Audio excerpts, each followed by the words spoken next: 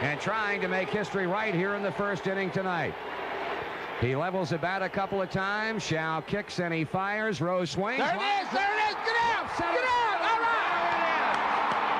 Hit number 4192. Hello, everyone, and welcome back to the Reds Relay Podcast. I have Matt Fry to my right, along with Jake Sanders behind the camera. I am Brendan Hostler, bringing you another episode once again.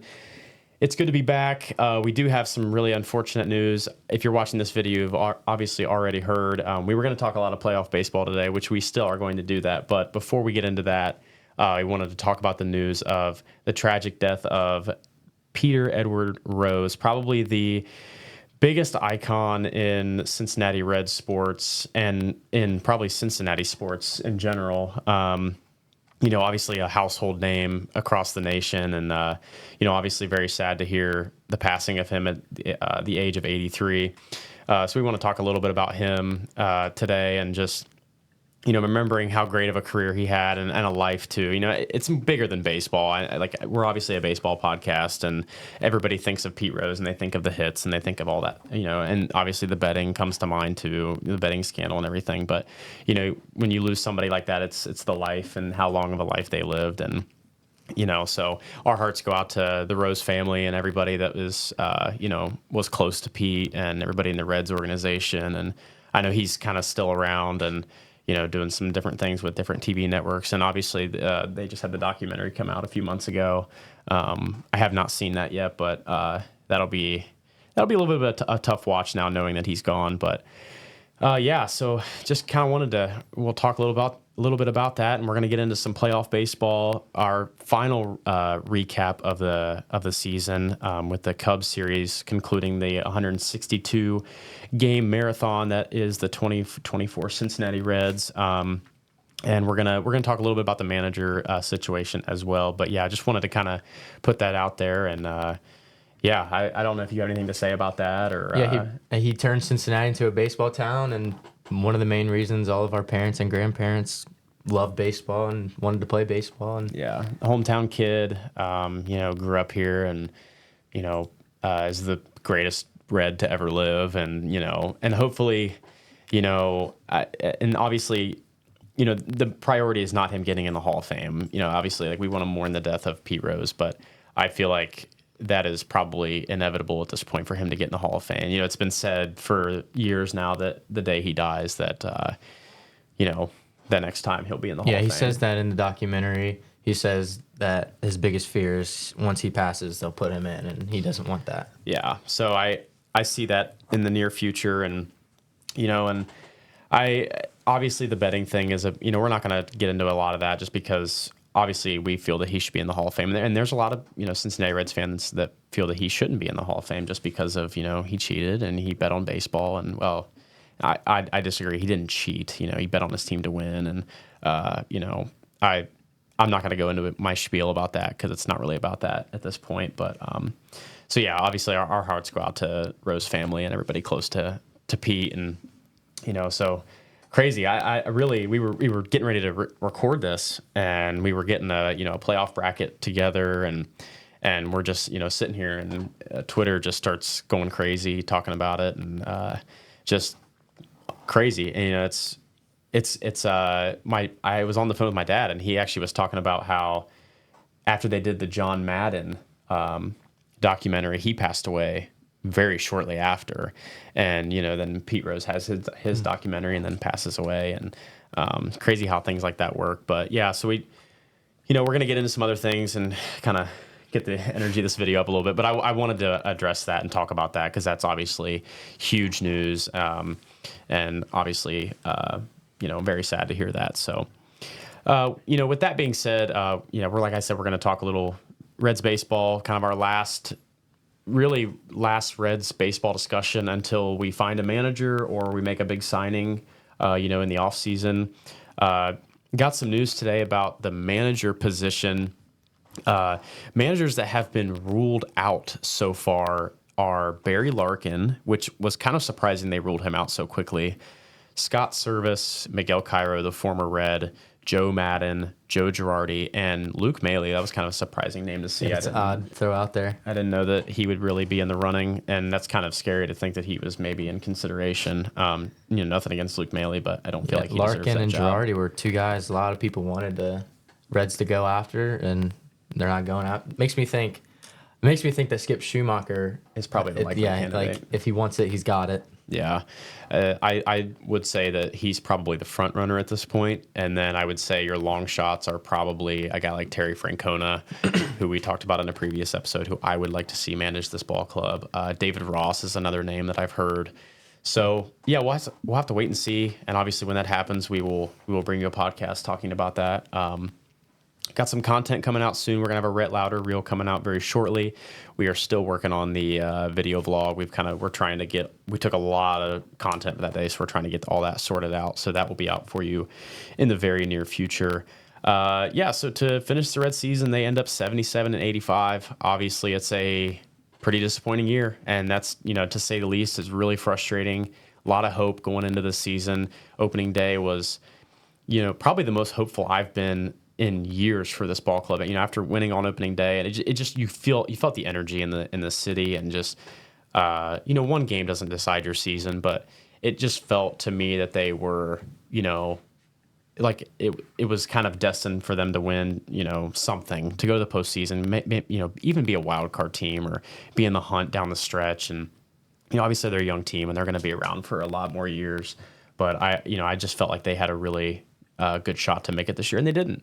And that's kind of been the ever-going story over the last 10 years since 2013, 2012, and it's just been hard to watch. But I'm hopeful for this team. They're very young. It's going to be when it's somebody put on Instagram today, saying how everybody's happy the season's over, but at the same time, in a month from now, obviously everybody's really hooked on the Bengals right now, but in a month from now, you're going to be wanting February to roll around in spring training, and especially if they make some moves, which I think they will. We're actually going to have an upcoming episode for you.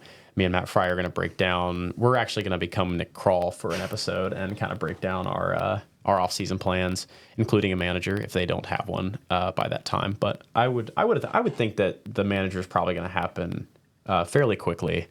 I would think. I don't know how that works, if you can do that while the postseason is still going on. I believe you can. But for them to fire David Bell before the season actually ends makes me think that they've got somebody that they're really eyeing, and I think that guy might be Skip Schumacher. So yeah, they play the Cubs in their final series of the season, and it was kind of an ugly one. You could just tell they were out of gas and just really kind of winding down the year. Game one, they lose 1-0. Nick Martinez, last episode, I think I said that Nick Martinez had his best start of the year. He has one-upped that. 8 innings, an absolute masterclass, 1-run baseball, only 3 strikeouts, but no walks through 8 innings. Could be in a running for 2024 Reds MVP. Yeah, at least the Cy Young, with Hunter Green. He's been the second best arm on that team all year. He's just been so good down the stretch. We don't have any numbers, at least in front of me, of how good he's been since, I think, mid-August, when he kind of went back into the rotation when Hunter Green went down. But that ERA has got to be on the floor. I mean, it's got to be in the ones. I mean, he's been so good. I think he had one start. I think it was the Toronto start where he got hit around a little bit, but still went like 6 innings. So he's been really good. Reds get shut out on 4 hits. India had 2 hits, and then Ellie and Steer had the other hits for them. So not really much to talk about in that game.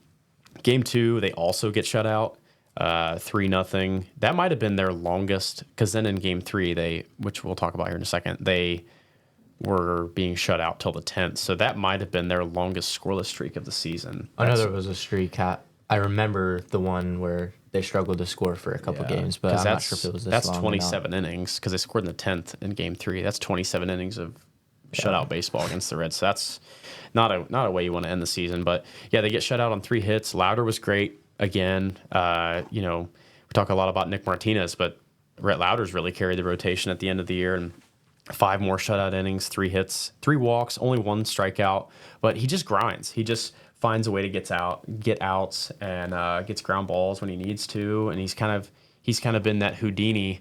He's been able to get guys on, and he's walked a decent amount of hitters in 30 and 2/3 innings, but he just finds ways to get outs, and with a 1.17 ERA, that's going to get it done. And I think he has definitely claimed at least a very good shot to make the roster out of spring training. I'd be really shocked if he didn't. There's some news about Sonny Gray, and I don't know if maybe, I think that would be what keeps him off the roster if they bring in somebody like that and they sign Nick Martinez back. Yeah, it depends on what you want to do with Nick Martinez. If you want to keep him at the starting role, which he's been so good at, and that might hurt a lot of chance of making the opening day rotation. Yeah. And, that being if Hunter Green and Lodolo and Abbott and those guys are healthy. And then you got like a Graham Ashcraft. Like what's his season going to look like next year? We'll get more into that as we get, deeper into the offseason. We'll kind of talk expectations and kind of what we expect from the team next year. But that being said, Game 3, the Reds do win the final game of the season, 3-0. They shut out the Cubs. Hunter Green had his final start of the season, 4 innings, 3 Ks, 3 walks, still kind of on a pitch count. They did no reason to go out there and throw him for 100+ pitches coming back from the injury, and being the end of the season doesn't really matter. But it's good for him to get out there and get some more innings, and gets the ERA down to 2.75. So, we really this year I think we saw what we've thought that Hunter Green can be, and that's an elite arm in this game. So it's really nice to see him just come out and really, really throw the rock really well. And Ellie had a good game, hits the go-ahead 2-run triple in the 10th inning. That gives him 71 extra base hits on the season. Ellie was spectacular all year. I'm not going to, you guys already know how good he's been this year. Really put the team on his back, especially without McLean all year. And the bullpen was really good. Cruz, Suter, Jabot, Santillan, and then Farmer finishes the game in the 10th with the save. So, yeah, that's our last recap. And, it's going to be kind of quiet as far as the Reds baseball talk for now. We're going to really talk some postseason. I love postseason baseball. I think there's nothing better. Yeah, I think baseball postseason is better than any other major sports postseason. It's just the fact that, in baseball, anything can happen, and I think I still wish they had the single game wild cards, because those are just so memorable because little things, little calls, I remember I think it was 2012, the Atlanta Braves and Cardinals game where they hit the infield fly, and it was actually like a fly ball to left field, and they called it an infield fly, and the Braves ended up losing that game because they didn't score and they dropped the ball in the outfield, and they called it an infield fly even though it was 300 feet out. And just little things like that you remember from wild card games, the Royals wild card game where they walked it off in 2015 or 2014, and so just little things like that I miss. But that being said, playoff baseball is just so electric, and there's always underdogs. And this year we got a lot of underdogs. There are a lot of new teams. You got Kansas City, Detroit's in it, and the Mets. And the Mets have been such a surprise this year, and they obviously beat the Braves in a crazy game today. We're doing this on Monday, so the doubleheader they just had. I mean, what a doubleheader! Couldn't watch the game, but kept up with it, and the scores changing left and right. Yeah, the Braves were completely go up, Mets go up. Braves were completely in control in that first game, and obviously they won the second game. So both of those teams will get in. Arizona will miss the playoffs, but it was that Francisco Lindor home run was one of the clutchest. He's always been a clutch hitter, but that was one of the clutchest home runs that I've seen in a long time. That was pretty unbelievable, and just a back and forth battle between two, division rivals, and it wasn't even the playoffs. And you get that feeling of playoff baseball. So the playoffs will start on Tuesday. So when this video comes out, the playoffs will be started up, and so today we're going to. Jake's got a bracket for us, and he's going to pull that up here in a moment. Me and Matt Fry are going to roll through the bracket and basically make our predictions and talk a little bit about the teams, who we think has a chance. Maybe is there an underdog that could go far? I really like the American League this year. I think the American League has a good mix. I think you have teams like Houston, who has proven year in and year out that they just will not go away. They're clearly the most experienced team. Then you have your top dogs with the Guardians and the Yankees. The Guardians don't have a ton of postseason experience on that roster, and really neither do the Yankees. They have more than the Guardians, but those are teams where they have really great years, but are they able to carry that over into the postseason? So we shall see about that. And then you've got the Royals and Orioles, which I think on paper is probably the best series that you have. Yeah, that'll be exciting. I think if you put either of those two teams in any other part of the bracket, they could have made a run, but one of them's got to go early. Yeah, which is kind of a shame that you have to watch. I mean, it's going to be a great series, but I would love for that to be an ALCS. Bobby Witt. Those are two. Yeah, I'd love to see both of those teams going against each other to make it to the World Series. Bobby Witt, Gunnar Henderson, Adley Rutschman, Anthony Santander. Orioles made it last year, and it was kind of a disappointing series for them last year. They didn't really make any noise in the postseason, and Baltimore's always, a madhouse when it comes to the postseason. We were actually talking about the, was that Tigers? Oh, it's Tigers-Orioles when the stadium was super loud, when Delman Young hit the double, cleared the bases. You know what I'm talking about? I don't think we talked about this. I thought we did on the last show. I don't know. I think we didn't put it in the show. But we brought it up, and we were talking about how crazy Camden Yards can get in the postseason. That's why I would have liked to see Tigers and Orioles, because that just brings back old memories. Those 2012, 2013, 14 years when the Tigers were so loaded, as were the Orioles, and it was just great baseball. And then looking over at the National League is kind of similar. You have your top dogs that have tons of postseason experience with the Dodgers and the Phillies. Obviously, the Dodgers now have Shohei Ohtani, so that'll be interesting to watch him in the postseason for the first time. The Phillies are the team that I think everybody wants to see win it, but as far as on the National League side. But to me, are they able to get over the hump? They've been in the World Series, in recent years, but they just can't seem to really get over the hump. Got a great roster, loaded roster. I think they probably have the best pitching staff in the National League that's in the postseason, I would have to say, because, the Dodgers being banged up, they don't have Glasnow anymore. The Braves scratched Chris Sale from his start today in a must-win game, so you don't really know what you're going to get from Chris Sale. They used Ronaldo Lopez out of the bullpen today to win that game. Yeah. So kind of interesting to see what Atlanta does. I think they're kind of on their heels right now. We'll have to see. And obviously they're really banged up. It's actually impressive they even made the postseason. Yeah, it's a weird, like the Braves are usually in the postseason, but this year it's really weird. Like everybody counted them out because they're so banged up, and they found a way in. And they know how to win in the postseason. Yeah. So and I kind of forgot to mention they're obviously very experienced in the postseason with Matt Olson and that Braves team that's been together for a good while now, and obviously, but they're missing Austin Riley. I don't think he's coming back. Correct, Jake? I don't believe Austin Riley's coming back. I'm not sure. I can look that up. Okay. He was out 6 to 8 weeks, but that was like a month and a half ago now. So I don't think he's going to come back. And obviously they don't have Ronald Acuna or Spencer Strider, and Ronaldo Lopez has been banged up. Chris Sale's been banged up. So it'd be interesting, Ozzie Albies is going to have to carry that team. Matt Olson, Ozuna's been really good all year. They still have a really potent lineup, and I think Michael Harris. And Michael Harris. And obviously Darno and the catchers. I mean, they're loaded top to bottom. All these teams are. They just have such great players, but I think the Padres pitching staff is going to be able to withstand most of that offense. And then you go up to the Brewers and Mets, and that's the most intriguing series to me because I think you have two teams that a lot of people before the season really counted out. The Mets were in a weird situation. They weren't sure if they wanted to sell their team. Like Pete Alonso was in trade talks at the deadline. Yeah. And then before the season, we even talked about Milwaukee not really being, an elite team this year. You trade Corbin Burns, in the offseason, and, you lose Craig Counsell, and Yelich goes down halfway through the year. That team just continues to win. It sucks as a Reds fan, but you have to just tip your cap to them. They're in here all the time. Last year before, I think. Yeah, you just have to tip your cap to them because they just continue to dominate this league. And so they haven't really won in the postseason yet. So maybe this year, maybe this year's the year they get the Mets. They just played 2 games today. Do they play tomorrow?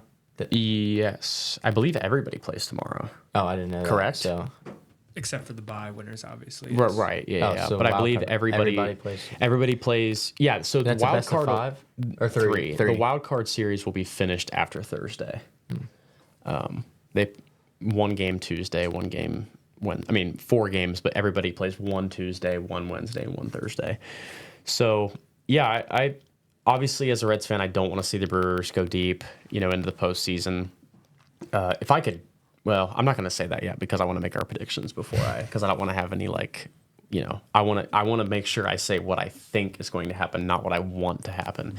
So that being said, we're going to kind of collaborate here and make some picks here. So let's go ahead and start with the American League, Matt Fry. So let's look at this Tigers-Astros series, which is very interesting to me because you have a team that at one point had zero chance to make the postseason, and the Tigers. Pretty good pitching staff. Obviously, Tarek Skubal is going to get the ball game one, the Triple Crown winner. But you're facing the Houston Astros, who are kind of that New England Patriots, Kansas City Chiefs, where they're such a good franchise at this point, and they have a lot of experience to where they're just going to try to find ways to win. So I don't know what you're. So are we doing this bracket together? I made brackets for each of you. If you differ, are you going to be able to put both of them on the screen for us? Not at the same time, but I can. Okay. Flip back Yeah, and you forth. can. Okay. Do you want to do 2 separate? Yeah, we can do that. Okay, let's do that. All right, so I'll start. And as much as I want to take the Tigers here, because I would like to see the Tigers win, I think they're kind of a one-man show with the pitching staff with Tarek Skubal. So I think, and Houston obviously having Ronel Blanco and Framber Valdez, I think that they're going to be able to withstand the series. So I'm going to take the Houston Astros to win that series. Like I said, this is predictions. This is not what I want to happen. This is what I think is going to happen. So that being said, Fry, will go to you. See what you think. I would love to see the Tigers win. They kind of reminded me of like the Reds last season when they just got really hot and everybody thought they were going to make the playoffs and it ended up not. But Astros have been so good the past couple of years in the postseason, and I don't see them losing to the Tigers, and I got Astros too. All right, so we agree on that. And then jumping down to now, this one, it's a toss-up for me. Royals and Orioles. I think the only thing that gives me the edge of the Orioles here is they are hosting, and they were in the playoffs last year. And Kansas City has kind of struggled down the stretch recently. At one point, they lost 7 in a row, and actually we were very close to missing the playoffs. So I think this one, I think it's going to be a good series. I think you're going to see a lot of talented, faces, and I think the Royals might surprise you of how well they play. But I really think that the Baltimore Orioles are going to control this series for the most part. So I'm going to pick the Orioles in that one. I thought you would have went with the Royals there, and I was hoping we have a little bit different picks. But I also think the Orioles are going to win. I like this young team and getting into the postseason and just feeling out a little bit, and then now they got that experience, and yeah. I think they'll be pretty good, and I think they might make a run all the way. Yeah, I agree. All right, let's jump over to the National League Wild Card Series. Mets and Brewers, and like this is going to be so hard for me to, want to pick the Brewers here, but this one's tough. I know that my decision on the next one, but this one's kind of tough for me. I think that I'm going to take the Mets. I'm going to take the New York Mets. I think they're playing with house money. They have nothing to lose. They were not supposed to be here. And I know we kind of mentioned that about the Brewers, but I think the Brewers have been in such control all year. They really haven't been pressured this year. I think the Mets are just going to walk into Milwaukee and I know everybody, well, it's because you're a Reds fan, you're biased, you don't want the Brewers to win. I really do think that the Mets, as much as the Mets will be the Mets, I really think that they can kind of go in there and surprise people against the Brewers. So I'm curious to hear your thoughts on that. We haven't talked about like our picks at all, and I was also like before when Jake was going over the brackets, I was like going through seeing who I'd pick, and I was going to also pick the Mets just because the Brewers haven't been good in the postseason like in ever. Right. And we haven't we didn't talk about who we were going to pick. No, we did not. But We did not discuss this prior. I was going to pick the Mets regardless. I thought I would have a different pick in the Mets and the Royals series, but I got the Mets over the Brewers. All right, so we're 3 for 3 on agreement. I think here. this one might be a little different. So, okay. I am, in my mind, I'm thinking, I didn't think before this that the Padres were going to match up with the Braves, because I talked the other night with some people, and I think the Padres could go deep in this postseason. But now I'm a little bit skeptical, but hearing the news about Chris Sale has changed my mind. I say it changed my mind. I had switched to the Braves today, and I was like, you know what, the Braves, I think that there's experience. They know how to win postseason games. But I think the fact that they used Ronaldo Lopez today, don't know his availability for the series. Chris Sale's got the back spasm, which he's dealt with before, and it's lingered. I think they're a little too banged up for me. I'm going to take the San Diego Padres. I'm waiting for him to switch. Oh, okay. I thought you were just going to say, yeah. I think the scratching Chris Sale, it was just a back spasm. I think he's going to come back literally the next game, probably tomorrow, and start against the Padres, and I think he'll be fine. I think the Braves, they're going to get hot and beat the Padres in this. Yeah. All right. So our first kind of disagreement here, and honestly, that series I think is going to be a good one.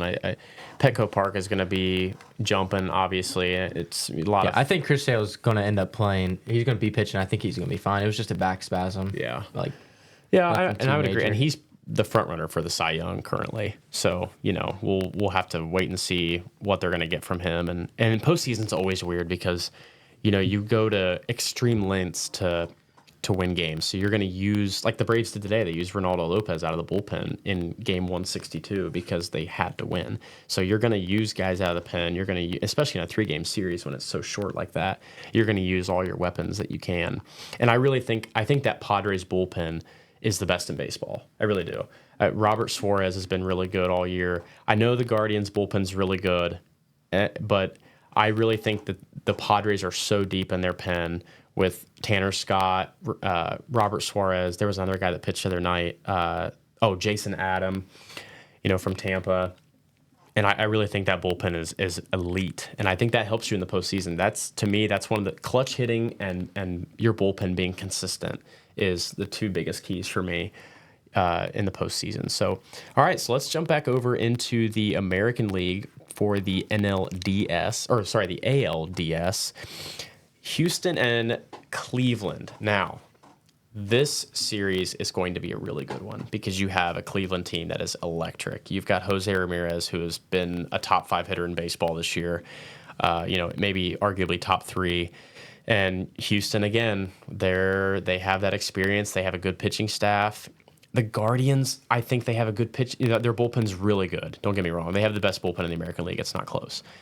But I think their rotation is going to be, kind of a question. I think there's some guys you don't know what you're going to get, from them, like a Gavin Williams.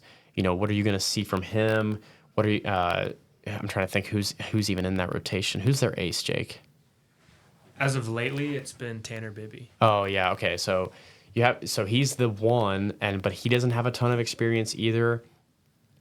But that being said, I think that the Guardians having home field advantage, we know what they're able to do at home. I'm going to take Cleveland. It's kind of crazy I said that because I felt like I just talked up the Astros the entire time. But I think this is going to be like a case where the division winners just get to sit and watch the game and just let the Astros get hot.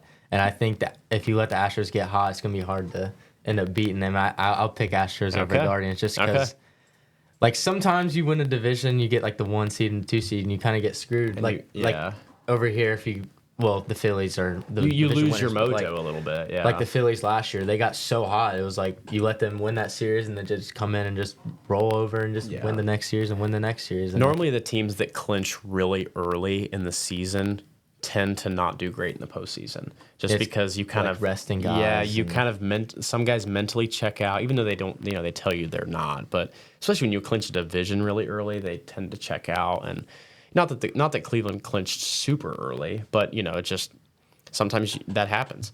Baltimore and New York. Now this could be this whole bottom part of the American League. I think is going to be some of your best baseball. This is going to be the series that everybody's wanting to watch. Baltimore and New York. At New York, obviously they'll go back and forth in a 5-game series, but Soto and Judge fully healthy. Stanton, Garrett Cole will be pitching at some point. He's been kind of banged up this year, but, and I think the Yankees rotation's kind of a question. Luis Hill has been so down the stretch. Carlos Rodon hasn't been great. Their bullpen's been decent. Clay Holmes has been really shaky though. It's hard to decide baseball because so many things can happen, and certain guys get hot. It's not like the NFL where if you have talented players, you're 90, maybe 85 to 90% of the time you're going to win the game. If you have a Jamar Chase, if you have Joe Burrow, if you have Patrick Mahomes, Travis Kelce, like you're going to be able to dominate teams that just aren't as talented. Whereas baseball, you can have Aaron Judge and Juan Soto and Garrett Cole and lose a series. So I'm changing my mind because I originally earlier today was thinking Orioles, but I'm going to take the New York Yankees. Okay, I don't know. Tough. This is really tough. I really like the Orioles, and they're probably my favorite team in the playoffs. So I'll go with the Orioles. It's really like a coin flip. It's a coin flip. These two teams are so good. They've played so many times throughout the season. Yeah. And I'll just go with the Orioles. I think it's going to be a dogfight. It's just hard to pick. It's going to be a dogfight. And I really like the Guardians-Yankees, ALCS. That'll be really exciting. Obviously, they've played against each other in the past. What was that Didi Gregorius that hit the home run against them? Was it Cleveland? Yeah. Yeah. And then was the Lindor Grand Slam against them? That was against the Yankees as well. Yeah. So they have the history, and that obviously that series would get a ton of TV attention. Obviously, just two teams that have played in the postseason prior, and I do like the Orioles. I would like to see them in the postseason, but I really think the Yankees are just gonna. I think this is the year that Aaron Judge really carries them deep into the playoffs. And all right, let's jump over to the National League. Mets and Phillies. We got so. On the top and the bottom, we have two division matchups, which I think is really awesome. For me, though, as much as I do like the Mets, I think that the Phillies are going to probably control that series. I think that their pitching staff is just so much better than the Mets. I think that they're going to pretty much control that series. I also think the Phillies will end up beating the Mets. They're going to run out of... the Mets are going to be pretty banged up going through doubleheader today and then playing another series. Yeah. And if they win that series, still even more banged up. But... And Lindor's been pretty good, but the pitching. But they've been riding pretty high on guys that like a guy like Sean Manaea, and like Luis Severino, guys that are a little bit later in their career. They're having good years, but are they good enough? You've got to have elite starting pitching in the postseason. I know I mentioned bullpen and clutch hitting, but you really have to have elite starting pitching as well. I also think the Phillies have probably the best lineup in the postseason. Really? Yeah. In the whole postseason? Like all these teams?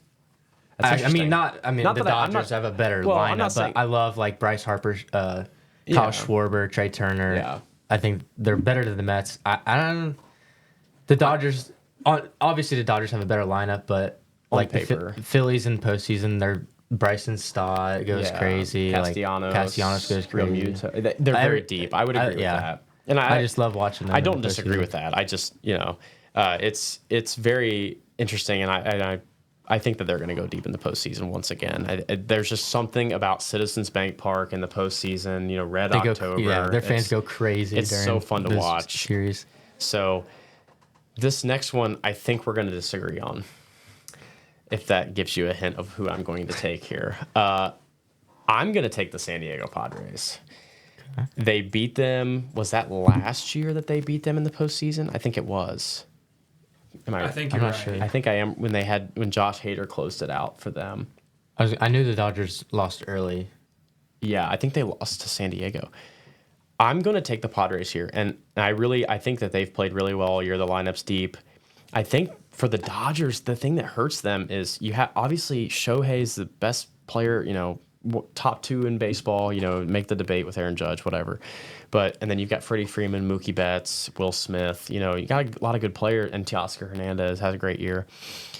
But I think that Padres pitching staff led by Dylan Cease and then that bullpen they're going to find a way. I really believe that they're going to find a way to get to the Dodgers, and the Dodgers have historically, I know 2020 they won it, I get all that. The shortened year. I don't know how people feel about that, but excuse me. It was 2 years ago when the Padres beat them because 2 years ago. the Okay. Diamondbacks walked into LA and swept them last year. Yeah, Oh, yeah, yeah, yeah. they That's did right. I lose forgot early about last year. the Diamondbacks last year.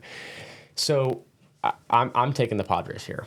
That's my decision. All right, well, I got a different matchup Oh, with that's the right, Braves you and the do have it. Dodgers. You- but so you has to still, be different, yeah. I think the Dodgers will end up winning. Shohei gets his first postseason series, and I think he's going to help them. Okay. All right. And that's if I had those two teams, that's probably the pick I make. I think they have enough firepower to beat the Braves. The Braves are going to be Hopefully banged up. Freeman doesn't perform like he did last year. Mookie, Yeah. he was bad last Rough year. postseasons, yeah. All right, so we are down now to the championship series. We'll start in the American League with the Guardians Yankees. Now, this is where it becomes a toss-up because now you're in the elite of the elite. Obviously, you're in the elite of elite when you're in the postseason, but now you're, playing for kind of all the marbles here to go to the World Series. And as much as I really want to take the Cleveland Guardians, because that would be super cool to see them go to the World Series once again, I think that I'm going to just ride the New York Yankees here. I think that it's been too long since they've been to the World Series. 2009 when they won, with guys like Posada and Jeter and all of those guys, and Hideki Matsui and some different players. And but I think that. I think that the Yankees, this is their year. I think that this is their year to get to the World Series, perform well. I think Soto's gonna, and Soto changes a lot of things because we know what he can do in the postseason. So he changes a lot of things for them. Just being the clutch hitter that he is in the postseason, and just such an elite hitter. Obviously they have Judge, but I think that Soto really changes some things for them. If they can just get their bullpen to really tighten up during this postseason, I think the Yankees could go to the World Series. I think I have a different matchup as well, Astros and Orioles. Okay. And I think I'm thinking too much of who I want to win. Well, that's all right. But I am it's a little kind bit like too. it's baseball. It's like there's really no right or wrong. All these teams are really good, and they can beat anybody on a given night, like you said. And I'll pick the Orioles to go over the Astros in this game. Okay. Just because I think they're a really fun team, and I think like they can make a run like the Diamondbacks did last year, and in that wild card spot. Even though they are in the wild card spot, and make a run all the way up to the World Series, just like the Diamondbacks. And Yeah. what was the Rangers last year? Did they win the series? Were they division? Or were they wild card? They too? won the division, right? Oh. Yeah. No, never mind. Hang on, we can find it. The fact that we should know this. Hang on, we'll find it. But No, they were wild cards. wow, they Two were wild cards. Oh, so Houston. Oh, because Houston won the division Houston last won the year. division last year. Yeah. So Just like I said before, like you let a wild card team get hot, and they could just make it all the way to the World Series. I agree with that. Normally, you see a lot of wild card teams. I mean, when the Reds were in the postseason years ago, San Francisco wild card team, and they just steamrolled through the playoffs. And you get it like Kansas City years ago, wild card team steamrolled through the playoffs. Phillies wild card team, Diamondbacks. I mean, just it happens every year. There's always a wild card team that really just gets going. I think for me, it's San Diego this year. But that being said, I think that the Padres magic will run out in the NLCS, and the Philadelphia Phillies will once again go to the World Series. And you're going to have a New York Yankees and Philadelphia Phillies East Coast World Series. In mine, I got Phillies versus Dodgers, and I'm also going to pick the Phillies. I think you could have put any other team in there, and I just think the Phillies will. I think this is probably their year, and since it's on my bracket, I can go ahead and pick. I think the Phillies are going to win it all. Okay.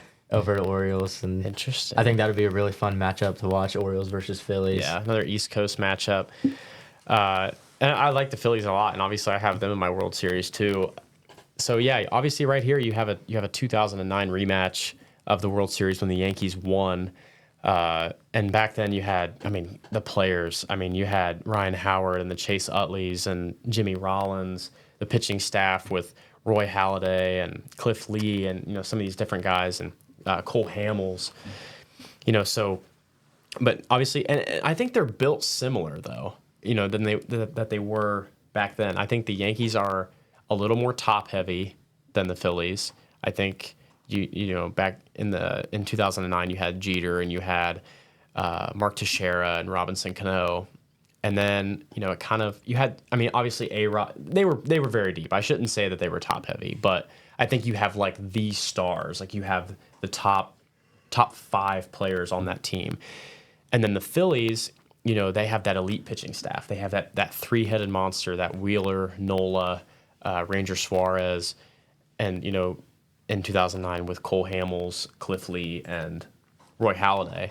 So I think you're kind of a similar to 2009. This is really tough because as much as I want to pick the Yankees, you know, it's just, like I said, I think it's their year, but I think I'm going to go with the National League, and I'm going to take the Philadelphia Phillies. So we end up at the same conclusion. We never even talked about this either and had no idea. End up at the same conclusion. And I think this is what a lot of people want to see is Philadelphia, you know, finally get that World Series that they've, you know, been after for the last 5 years, that they've really built this team for. And I think their pitching staff, it's going to come down to their pitching staff. That their rotation is so consistent. And I know Ranger Suarez has kind of been a little bit rocky as of recently, but Wheeler's always going to deal in the postseason. You have Aaron Nola. Aaron Nola kind of gets forgotten about in that rotation. And then they have a guy like Christopher Sanchez, who the Reds saw him earlier this year and was lights out. Good bullpen.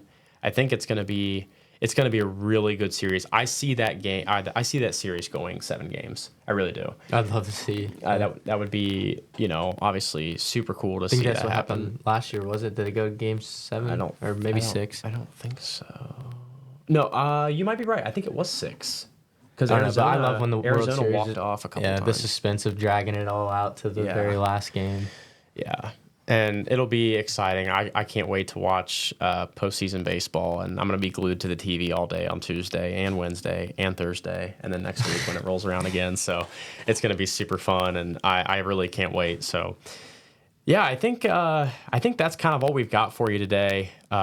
Obviously, the Reds season has come to an end, so it's going to be a lot more postseason, you know, MLB centric videos. We'll obviously be keeping up with the news, you know, as far as managers and some different things that the Reds are going to do in the offseason. You know, we shall see. I think they need to make some moves. We've said this before.